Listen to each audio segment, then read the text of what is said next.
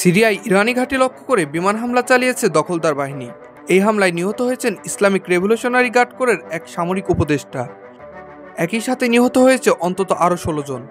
আইআরজিসির বরাত দিয়ে ইরানি সংবাদ সংস্থা তসনিম নিউজ এজেন্সি জানিয়েছে, গতরাতে সিরিয়ার উত্তরের শহর আলেপ্পোতে ইহুদিবাদী ইসরায়েলি হামলায় আইআরজিসির এক উপদেষ্টা নিহত হয়েছেন। নিহত ওই সামরিক উপদেষ্টার নাম সাইদ আবিয়ার।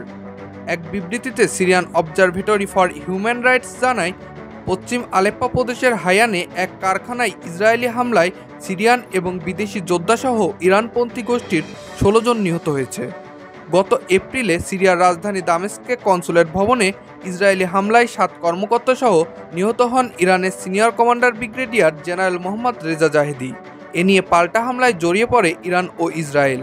মুসাব্বির আল নাফিজ, আপডেট শিরোনাম।